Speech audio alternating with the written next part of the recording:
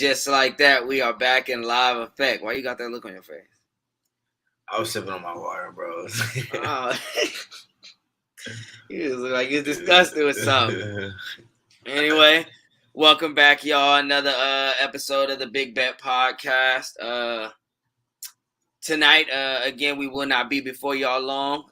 Hit a couple topics that's came up pretty much since Friday. Last time I was on was with Zach DC. Shout out to my boy. He came and held it down. Talking that fantasy last episode. What you been up to, bros? Anything special? What happened with bro, you this so morning? Let me just you tell you, talk bros, about it? Yeah, Hey, yesterday I was talking to the homies. I was like, damn, yes, tomorrow for like Christmas. I was like, damn, I'm so excited to wake up, get to watch my dogs play. I'm like, fuck, we got a new opportunity to be great. You feel me? Set my alarm for 5:30 a.m. I was up bright and early too. Promise to God, I slept in my jersey last night. I felt confident. I was up bright and early, bros. Woke up this morning, turned the game on. We started our first 10, 15 minutes. We look good. I'm not going to lie. We actually look good. We look positive. I'm like, for sure, we're going to do them in. These boys put 2 goals on us in 10 minutes. And from there, it was a wrap. And it was just like, damn, bros. And then we started looking like the old man United. So I was disgusted this morning. I'm still hopeful for the season, but it's had me in a slump all day, bros. I was really excited about this, and for them boys to come out there and do me like that broke me down. Nah, I can tell, bro, just simply because, like, number one, for y'all that's there in the audience, we were supposed to record this morning at 9 a.m. Pacific time. We talked about this last night. It was, bros, I'm going to be up bright and early, man. You play tomorrow, we can go right after that. Boys is giddy. It was a lot of excitement and joy in the nigga boys. Hey, I called him this morning about 8:30-ish. He just sounded gloomy. Sounded like he done went back to sleep type shit. I said, those boys had me good. They had me heartbroken, bro. I could not believe what I was watching. Nah, I feel it, bros. It do be like that sometimes. It's unfortunate, especially, when you be waiting all that time to watch you guys, man, and you feeling it. You just know. That's what really be hurting. You wait all this time to really be like, let's get it. Like, let's go. It's go time. And they come out there and wet the bed like that. It's like, damn, all that excitement, all that adrenaline just gone. I feel it. It's all good, bros. When they play again, real quick. Sometime next week. I don't even care at this point. Damn, it's like that. I'm picking one game into the season, and it's already like, to hell with it. Yeah, bro. To hell with them. Well, anywho, y'all, today we're going to be talking mostly about that American football. And we're going to start, brother. There was a comment the other day in a interview, and old Zeke was saying, when it's all said and done, when he wrap it up, he want a gold jacket, P. He want a gold jacket. And I say, a gold jacket on Zeke. And I start thinking to myself, and, start thinking of gold jacket guys. And it was like, damn, is Ezekiel Elliott a Hall of Fame running back? And then in my head, it was kind of like, well, is Le'Veon Bell a Hall of Fame running back? Because, like, when you look at it, Zeke ain't really have that much different of a career than Le'Veon. Zeke just had a ridiculous first 3 years. And then from there, Zeke has been extremely subpar, to say the least. And to be a Hall of Famer, bro, it's not like the NBA where the NBA just be throwing everybody in the Hall of Fame. The NFL don't really do that like that. You feel what I'm saying? Like, you really got to be a standout. Yeah. Dude, what you think? Would you say Zeke is a Hall of Fame running back? Do you think he's had a Hall of Fame career thus far? Thus far, I would actually probably say, like, yeah, on the low. But I don't think he'll be a Hall of Famer just because of what you said off those first 3 years. And I pulled up his stats when you had sent me those topics. And like off the first 3 years, and Zeke has only been in the league for 6 years. This would be his 7th year. I mean, and his 4th year was not bad at all. Bro, Zeke had 1,600 yards his first year and 15 touchdowns. His second year, he had 983 and 7 touchdowns. His third year, he had 1,406 touchdowns. And then his fifth, is this his fourth year? Yeah, fourth year, he had 1,312 touchdowns. And then last year, he had 1,000 yards and 10 touchdowns. Right. So I think thus far he will be a Hall of Famer. But I think with the amount of years that he still has left on the tank, he probably won't get in there because he probably will do a little damage to the career. But if Zeke was to retire today, well, no, that's just not enough body of work. That's not enough body of work, but the stats are good. Let me say the stats are good. Right. I think what he needs to solidify a Hall of Fame is for the Cowboys to make a Super Bowl run. And I wouldn't even say he would have to be like the leader of that. Like they lean on Zeke. I think, Dak can partake in that. I think Pollard can partake in that, et cetera, et cetera. But I think if the Cowboys make a playoff run and not a playoff run, I'm sorry, a Super Bowl run, NFC Championship Super Bowl run, I think Super Bowl for sure lock them. If they win a Super Bowl, like let's say this year, the Cowboys win a Super Bowl and Ezekiel Elliott runs for 1,000+ yards, another 10+ touchdowns, and they win a Super Bowl, well, he's a Hall of Famer. Especially when you take into what he did at Ohio State as well. He's a Hall of Famer. But I think right now, for him, it's looking like he's on the back half of his career already. He would really need to kind of rejuvenate himself, if you will. He really need to get a second win. Yeah, bro, it's hit Goku and Vegeta and ask them ball for a sensu bean or something, brother, because he just needs something to give him another. If he can have another 3-4 years, like those first 3-4 years you was talking about, them 14, even to say get 1,100, 1,200, 1,300 yards and 10 touchdowns. If he can do that 2 or 3 more times, and in that they can win a Super Bowl, let's say over the next 5 years, he can have those type of years over the next 5 years, I would give it a Hall of Fame. But right now, I don't think he is, and I don't think he'll have those type of years I just talked about either. That's what I was leaning towards. I just don't see him like actually like doing any better or even like doing what he's been doing. I do see a decrease about to happen for Ezekiel Elliott. Yep. Sad to say, but that's just my personal opinion. Is I do see a decrease. No, I feel it. It do be like that. That's kind of all I had on that. I just thought it was a pretty interesting question, and then looking at Zeke's numbers and what the Cowboys have and haven't done, I just thought it was a pretty interesting topic. It was like, damn, okay, is Zeke a Hall? Is he on? Let's say, is he on pace to be a Hall of Fame? I think he is on pace. I do think he is on pace, and I agree with that. I think so as well. I think he's on pace to be a Hall of Famer. Will he finish that race right now? I would say no, but Zeke proved me wrong, my brother. Prove me wrong. Next topic I wanted to hit on, bros. Give me 2 seconds here, y'all, if y'all don't mind as I pull it up. Was the preseason power rankings, my brother. And first thing I want to say about these power rankings while I'm pulling them up, the Bills riding a big hype train this year, bro. The Bills is riding a huge hype train. There's a lot of talent over there, though, too. And bros, trust me, I do absolutely understand that, bros. But you got to think. Like right now, bro, I mean, Josh Allen is number 1 to win the MVP. The Bills are number 1 to win the Super Bowl. They number 1 to start the season. And the power rankings is just like, there's not a lot of room for error for the Bills with the expectations that have been put on the Bills. Like, if Josh Allen doesn't win an MVP this season, then people are going to say this season was a failure for him. If the Bills don't win a Super Bowl this year, they'll say this season was a failure for them. I definitely think they play in the easiest division in the AFC, so it makes it a little bit easier of a route. Absolutely. No, I don't think they do. I think the AFC South, the Titans, the Colts, the Jags, and the Texans, I think that's the worst division in the AFC, in my opinion. Okay. I think Bill Belichick is, they formidable. The Patriots won 10 games last year. Yeah. And then the Dolphins. And we're going to get in. We're going to hit them a little bit later, too. But the Dolphins, a nice little roster as well. But anywho, so with the rankings, bro, the top 5, like I said, the Bills have a lot of expectations. They were number 1 to start the season.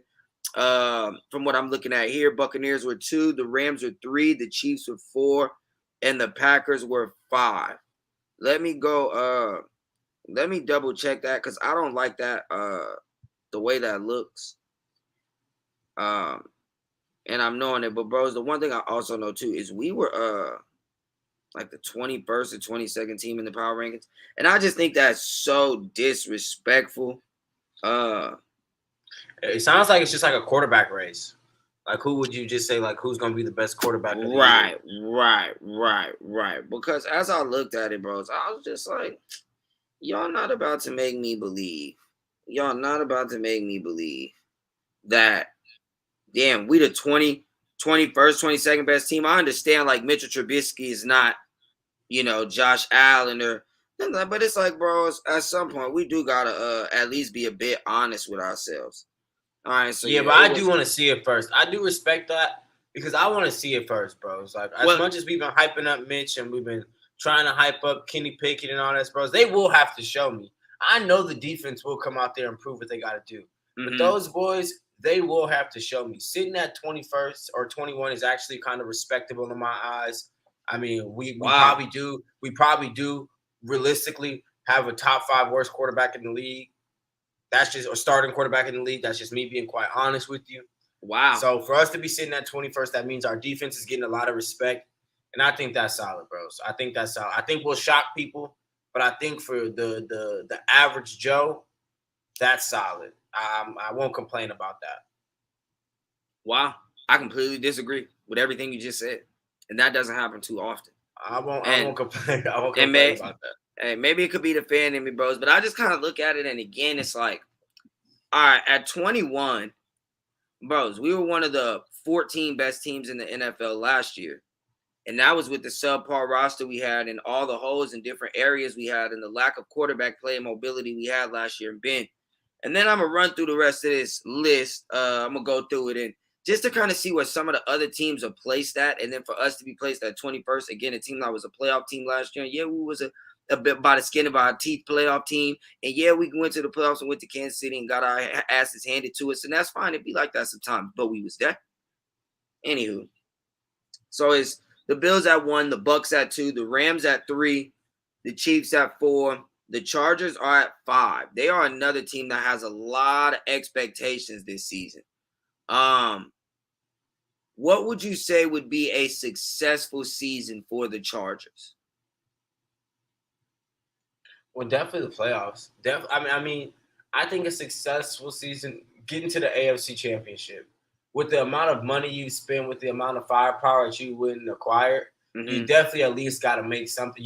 The playoffs is bare minimum, but that's just the bare minimum. I think to say successful, you do got to go ahead and compete for the AFC Championship. The Super Bowl would be the icing on top, but just competing in that AFC Championship, I think would be a successful season for them. The team is still young. You still got Justin Herbert. I'm not too sure what Keenan Allen's situation is. You just gave Mike Williams a little bit of money. Austin Eckler, it seems to be a durable back that can probably be going for another couple of years. Defense is still fresh.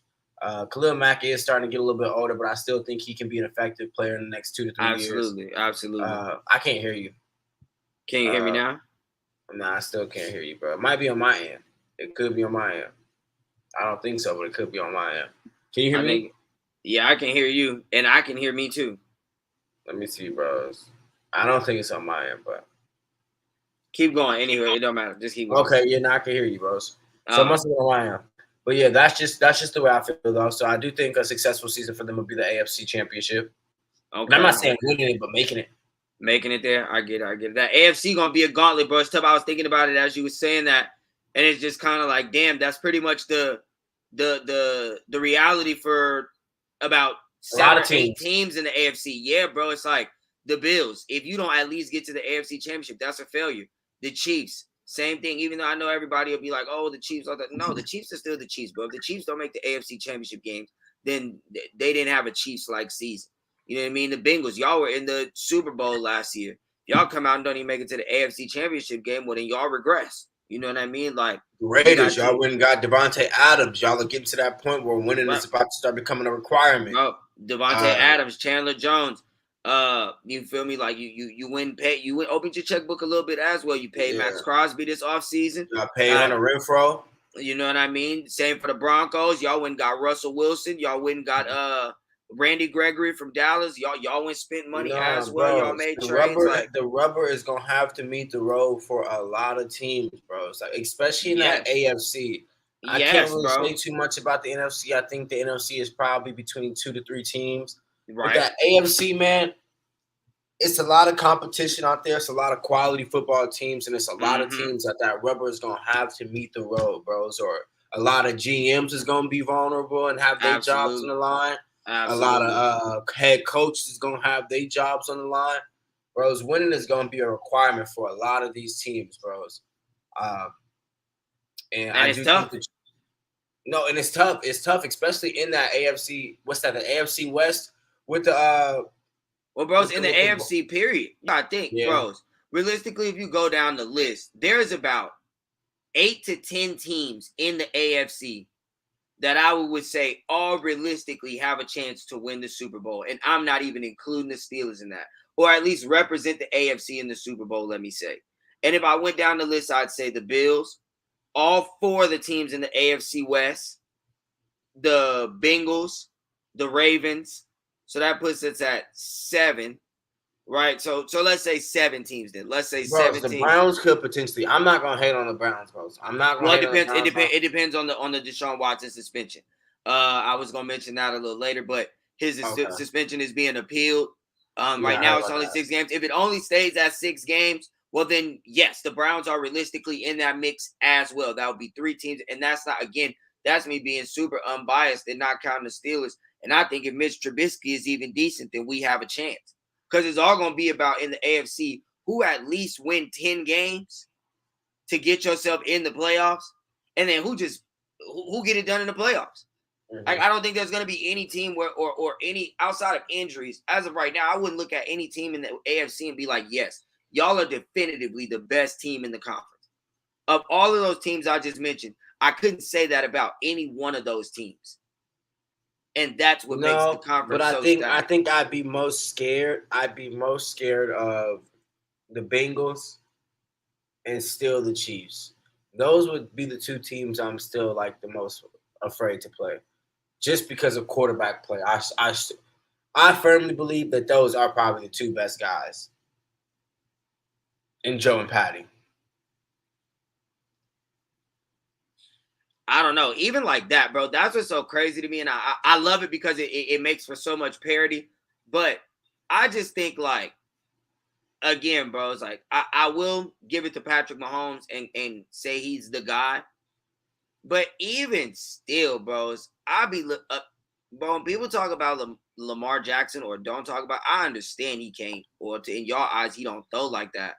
But Yeah, what he can't do with his arm, he can do what no other individual in the league can do with his legs. And so, and y'all be, bro, people be trying to make it seem like the boy couldn't throw a rock in the ocean, people. Like y'all relax, brother. I understand he not Peyton Manning with the throwing accuracy, but Peyton Manning wasn't Lamar with the juke moves either. You feel me? With the right analog stick, push it to the side. You feel me? And so it's like I even that I can't say like I can't definitively say Lamar Jackson is better than Josh Allen. I can't definitively say Josh Allen is better than Lamar Jackson. Same when I throw Joe Burrow in that mix. For those of them who love him, same that I throw Justin Herbert in that mix. Like I just don't think any one of those guys are definitively better than the other. But I think that makes for great parity because you never know who is anybody. Everybody has opportunity. for Opportunity is for sure. everybody. We actually hit on this a little longer than I expected, and I kind of just like the way that conversation flowed. But I don't want to stay here too long.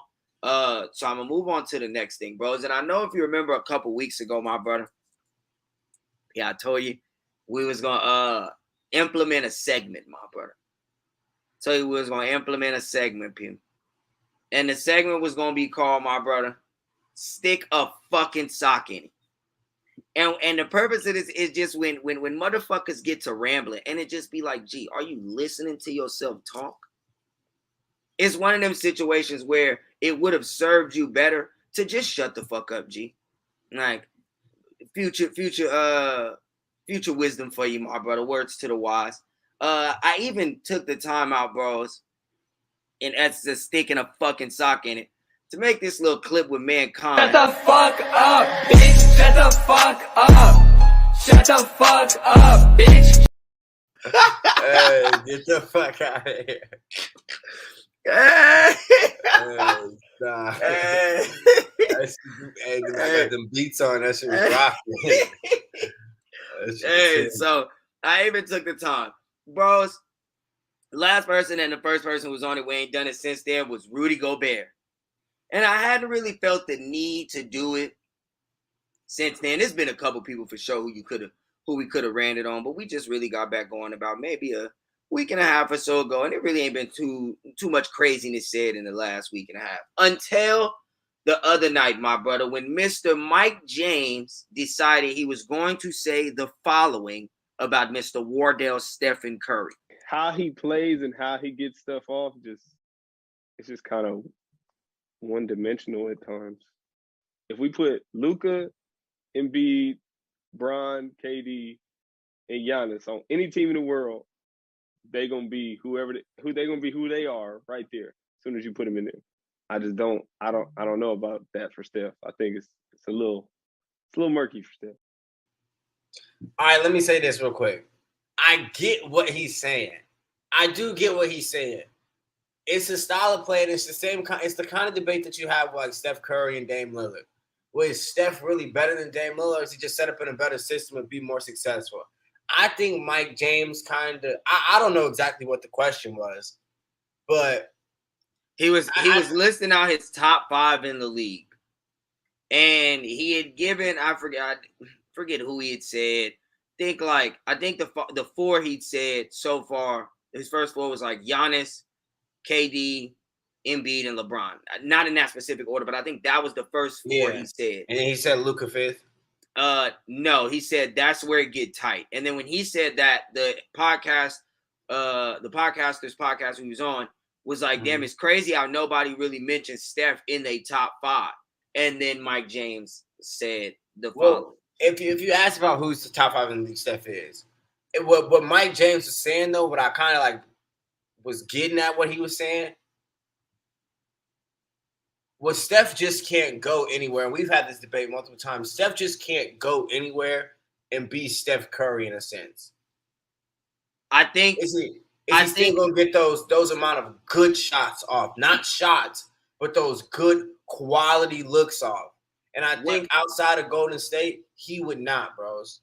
Well, no, and obviously it would be different for him, but I'm not gonna push it as to say Steph wouldn't still get his. I mean, Kyrie get his, don't he? Dame get his, don't he? And it ain't like they do anything in specific. They're built like that, bro. Steph got, but in the finals, Steph got buckets. It wasn't all moving around. It wasn't just coming off screens. And then Steph got Marcus Smart, bring your ass here. He played the same kind of basketball that everybody else played. Set the screen, get the mismatch, and abuse it. Like the thing that got me with Mike James' comment, because I get what y'all saying. The system definitely enhances his ability to be efficient, if you will. Mm-hmm. But I think that when he used the term one-dimensional, brother, number one, Steph is a 50-40-90 guy. There have only been like 2 or 3 people, 3 or 4 people, something like that in the history of the NBA to be 50-40-90 guys. The only 3 I know is Steph Curry, Kyrie Irving, and Steve Nash. You do not just go 50-40-90 because you one-dimensional. You do not lead the league in scoring twice because you one-dimensional. You do not win a unanimous MVP because you one-dimensional. Like, yeah, he does shoot the 3 at a ridiculous clip. And look, Pip, even if that was his only dimension, that's a hell of a fucking dimension to live in. Yes, you feel me? So it's like that was the part of his comment that got me. I get what everybody says. He definitely have to adjust if he went and played somewhere else. Absolutely.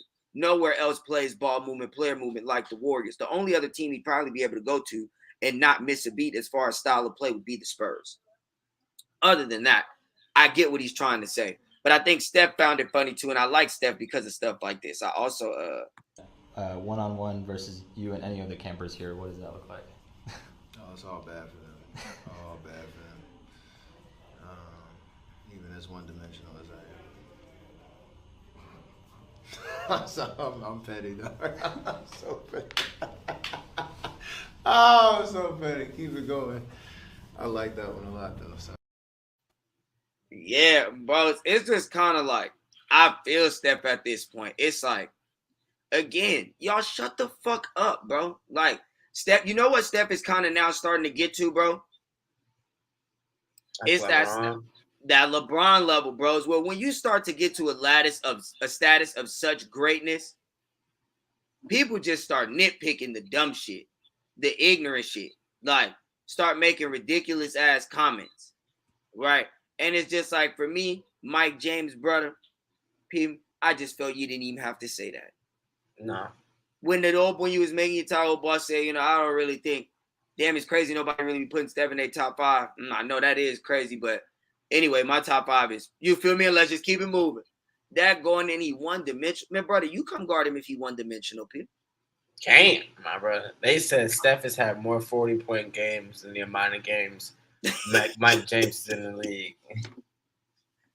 Hey, come on, my brother. Hey, that is hella crazy. Come on, Pim. It's just like, bros, at some point we gotta let's just be cool, bro. The man great, G. The man great. He the greatest 3-point shooter we ever seen, Pim. And that be it off the catch and shoot, off the pound, off the ground, whatever you need, off the screen, whatever, brother. Like, he's the greatest 3-point. Let's just accept that. Like, the homie has 4 championships, 2 MVPs, one of which is unanimous, 2 scoring titles. We just live in a time where people just love to point out all the, I don't know if he got it. Come on, bro. All the negative. Yeah, people like this. Let's keep that one to yourself next time, brother. That's all I ask people. But we're going to keep it pushing. We're going to keep it pushing. We plan on hitting a lot today, my brother. And we at the 27-minute mark. Don't want to go for too much longer. So the next question I asked you, bros, something else I heard the other day. Very interested in your thoughts. Who do you think is going to be the best year 2 quarterback in the NFL this year? List being Trevor Lawrence. Like Justin Fields, Zach Wilson, Trey Lance. And Mac Jones. I think Mac Jones is probably set up in the best position. Right. To be successful. Mm-hmm. Who will jump off the board to me? I think it's out of Trey Lance and Zach Wilson. Okay. Those would probably be the 2 that I put up for debate to see who would probably shock me the most. I think Zach Wilson does have some pieces over there to be successful with. A lot of people talk about his high-level character, his great leadership. I think Trey Lance just has some of those intangibles that you can't coach, with some of that being the athleticism that he has. Mm-hmm. So, yeah, those are the 2 dudes. I would say Trevor, but I just don't – I like Trevor the most out of all of them, but I just don't see Trevor having too much success this year again. I feel you. I think that obviously in football, the first line to success for a quarterback is the organization, the people in the front office, and then the coaching staff. And like you said, obviously Mac Jones is set up in the best situation. If you would have said who had the best rookie year, you would have said Mac Jones. If you just base it on last year, this year, bro. I honestly, I think it'll be Mac Jones again, just because of what I was just saying, situation. His situation is just the best. He's playing with the best head coach. He's playing with one of the best organizations.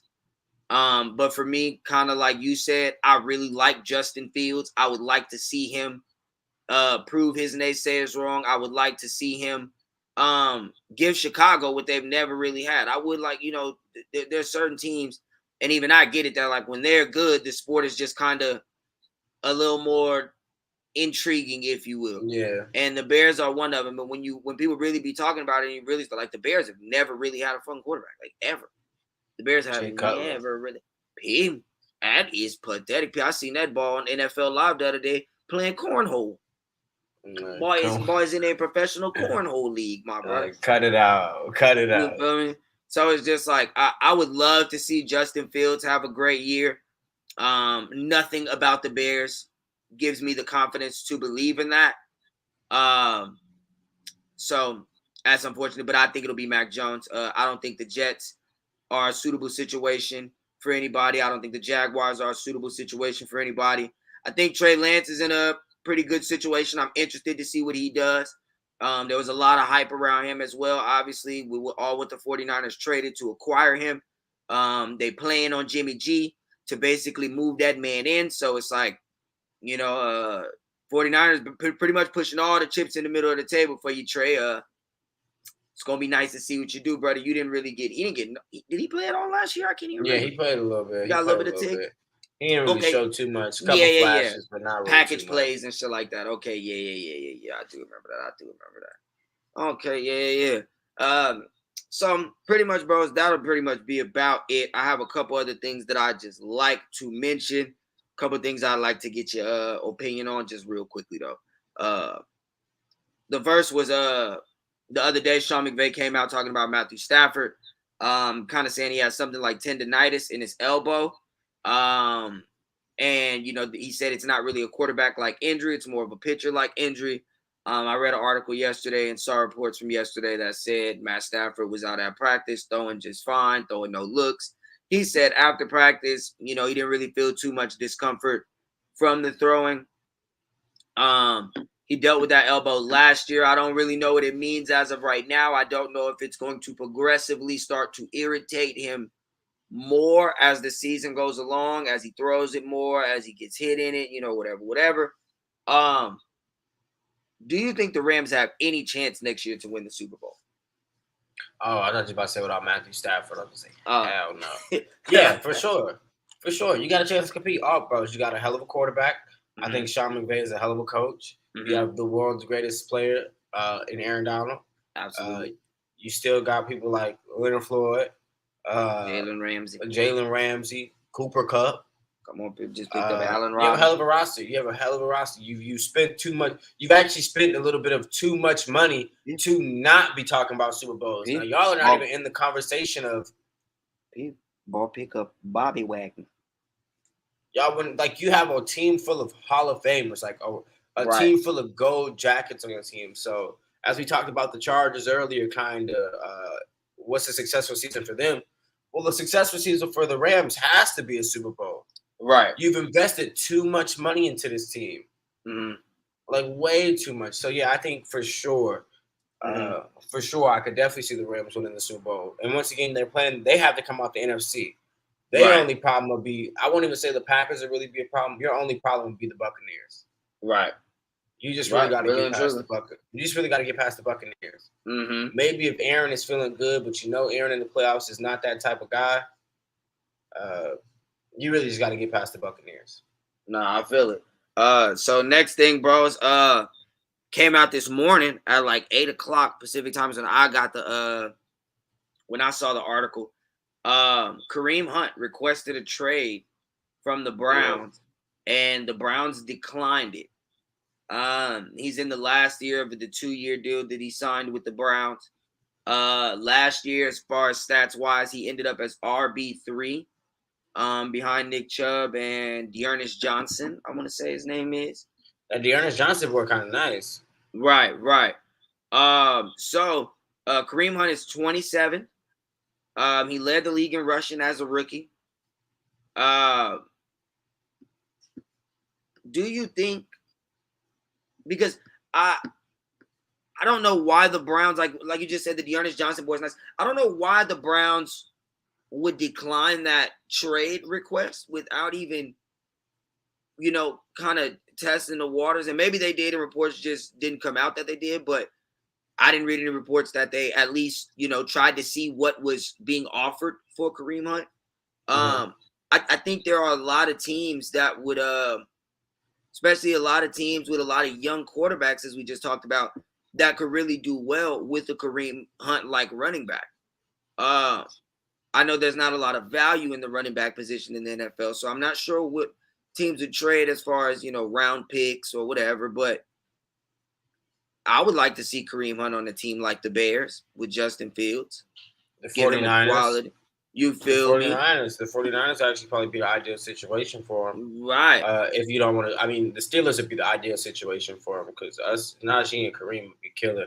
Not yet, but I think that's the thing too. I think he's tired of playing second fiddle. Yeah. And I feel him. And at this point in his career, it's like, yeah, you might as well max out your body now. They took some time off you.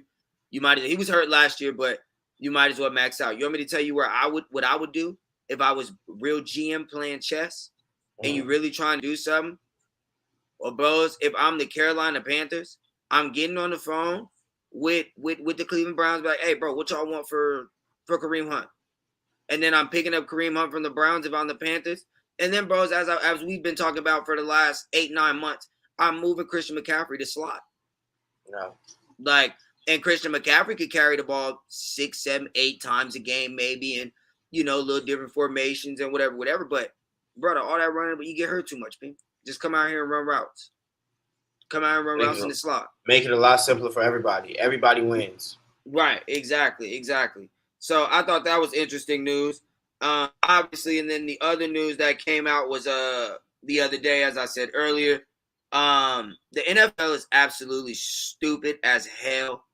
They just everything they do just don't be making no sense. And it's like, bros, so y'all sat down and y'all was like, okay, we tired of Roger Goodell being judge, jury, and executioner. We tired of him being power man almighty. So we're gonna make decisions now be decided upon by an independent arbitrator.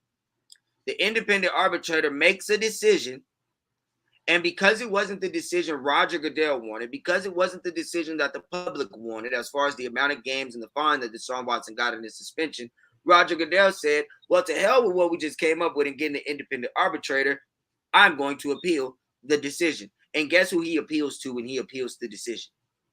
Good old Roger Goodell. Come on, bro. So it's like, well, we know it's getting appealed, and then he's picking the judge in which is now going to reside over the appealed ruling. And it's just like, well, what the fuck was the point of going through all of the shit with the independent arbitrator from Jump Street, bros? We could have missed all of this. You could have just kept all the power, and you could have just made the 12-game or full season long or indefinite suspension and the whatever $10 million fine, whatever you wanted to do, Roger. You could have just kept the power from Jump Street and did that. So I don't understand why we went through all these different loops and holes and turns at for what, bro? For us to end up right back where we started. Which you meant to good work, people. Vin Diesel just pull past you, people. Boy, that's daily, nightly, hourly, minutely, all the time. Sure, boy, came by, you look flying. But that's that. And then last thing, poor Brittany Griner, they sent it to the good old 9 years out in Russia. My God. Very unfortunate. Peep. I tell you what. I mean, I will say she was just wrong place, wrong time. Worst place to be, worst time to be there. With everything that was going on in the world at the time. I do think the United States is going to make a trade for her. We are trading, I think the dude is like a trained assassin or something like that. I forget what the article is, but that's definitely quite an individual to be giving up. Just be letting go. Yeah, to be putting back out on the streets, you understand? So, BG, Pip, you better make that worded for us, brother. I don't know what that's got to be, Pip, but whoa. And then it's been funny, too, if you listen to everybody, that internet allows everybody to push their perspectives. And one of the interesting things that everybody's been talking about is like, well, it's crazy that y'all going over there to free Brittany Griner from being arrested from charges that we got hella people in the United States locked up for. Mm-hmm. So what kind of sense does that make? And then even to hit it even farther, what they say is Kamala Harris, however you say your name, Vice President Harris, said she was the one throwing most of the you-know-whats in jail, my brother, behind the paraphernalia charges, people. So yeah.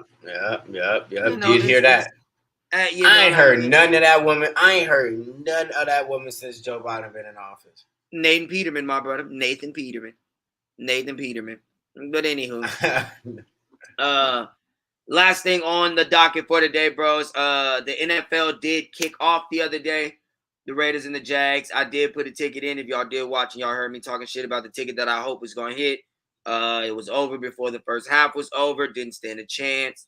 Jags got ran over in every which way. The under busted. The Jags did not cover the +2.5. So not a great start to the football season, but it was a blind bet.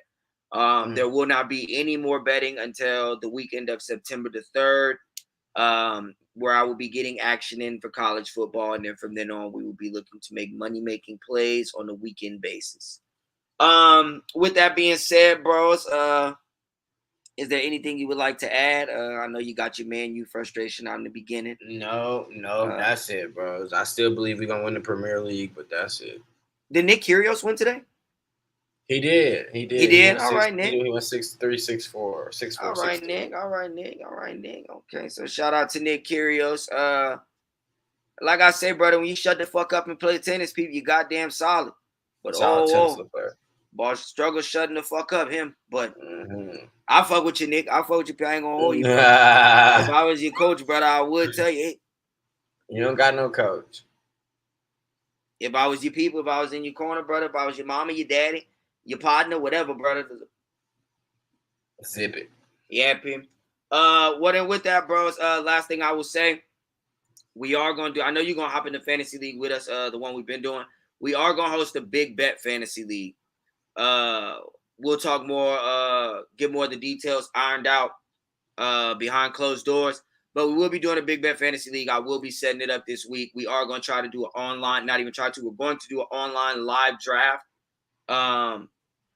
That'll be something that we do here on the show. So everybody will be able to tune in and watch us draft live with the other members of the Big Bet Sports Fantasy Draft this year, Fantasy League this year.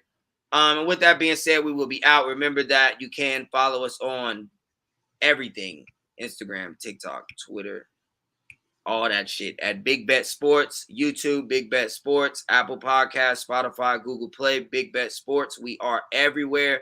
We appreciate y'all. We will be out for this evening. Not sure when we'll be back. We'll talk about that parlay, but tomorrow, Tuesday, we'll be back again. We'll be making sure we keep this up. Great episode today, my brother. Hope for your sake, my brother, and for the podcast's sake, so we get that good energy out you, man. You could turn their season around, bro. Man, who you telling, man? Who you telling? I hope so, too. All right, bro. Lord knows I need it. Lord knows. All right, my boy. All right, brother. I'll let you.